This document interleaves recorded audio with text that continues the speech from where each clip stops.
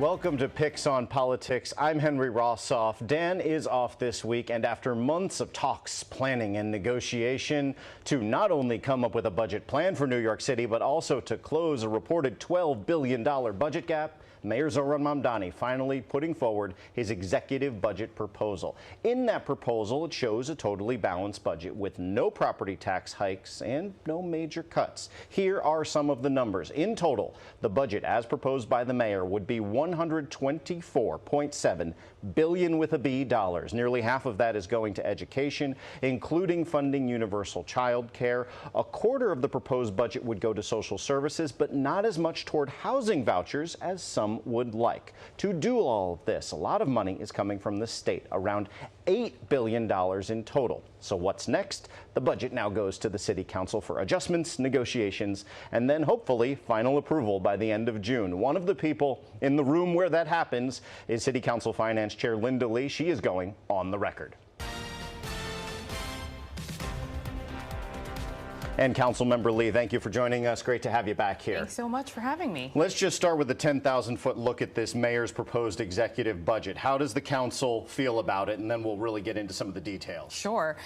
So we are thankful to both the mayor and the governor for having a balanced budget, for closing the gap, especially without raising property taxes, as well as draining the rainy day funds and also not cutting services. And so we're very thankful about that. We're also thankful because in our April plan on the council side, we had proposed a whole list of savings ideas, revenue generating ideas, and we saw that a lot of those ideas were actually incorporated into the executive budget. So we're also thankful for that as well. Even though the mayor, when you guys produced that document, was highly skeptical of your ideas. Right, exactly. But I mean, if you look at the ideas, they make sense. A lot of the ideas make sense. And so we're glad to see that it was adopted to close the gap. And, you know, as was mentioned before, there was a $5 billion shortfall that we were looking at, which actually was from the beginning what we anticipated on the council, the actual deficit to be. So we're going to be working with the mayor's office, obviously, moving forward as we start the executive hearings, and hopefully we'll uncover more. And that $5 billion deficit after the $12 billion the mayor raised the alarm over, although some, including some on the council, had skepticism about that number. But on closing the $5 billion number, which we've been circling for a month and a half now,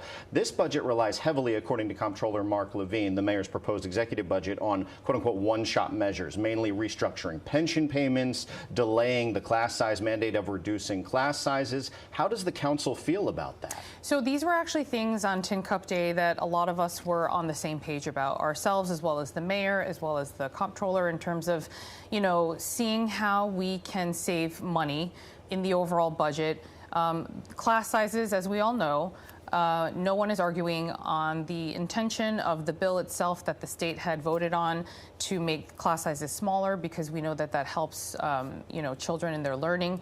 However, you know, it's one of the things that was a bit, you know, underfunded. And so we had asked, hiring teachers, building out capacity. Right, building out capacity, whether it's buildings or hiring teachers, making sure that there were enough staff to cover the additional classrooms that were needed.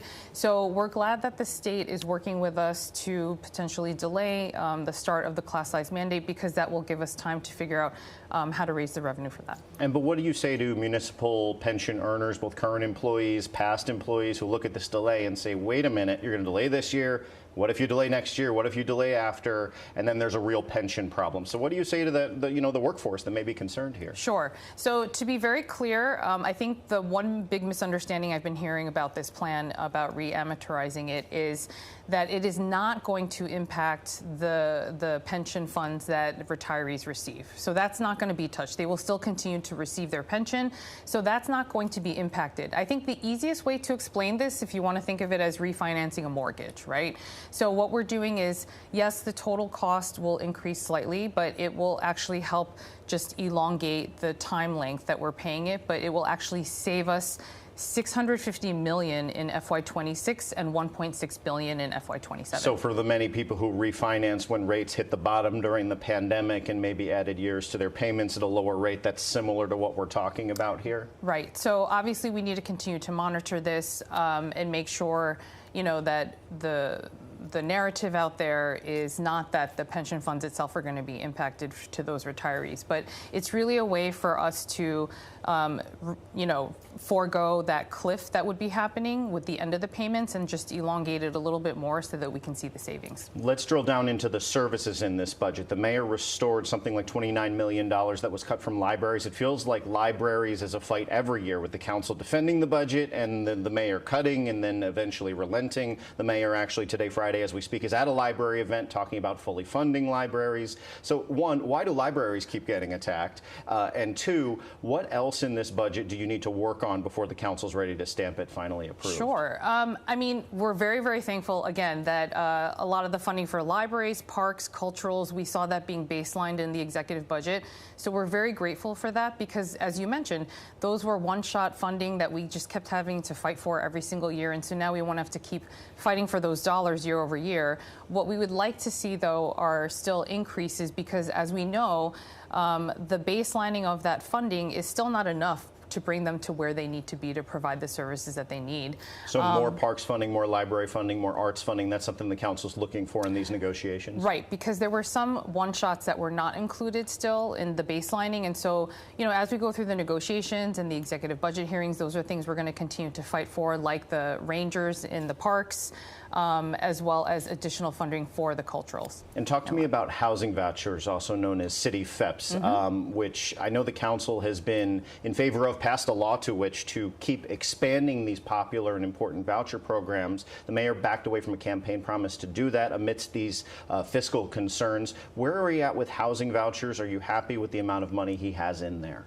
So, as you know, starting under the previous mayor, Mayor Adams, there was a lawsuit and then there was an appeal. And so what we're asking the mayor is we understand that the cost of city FEPs may be high. However, research has shown also that if you put people in housing, it's much cheaper than having them in the shelters. And so what we're simply asking is, let's settle the lawsuit and come up with a number that makes both sides happy. And so we're just waiting on the mayor to work something out with our side of City Hall so that we can actually get a number in place and then move forward with that. But will that actually be part of this negotiation, or does the lawsuit have to drop first?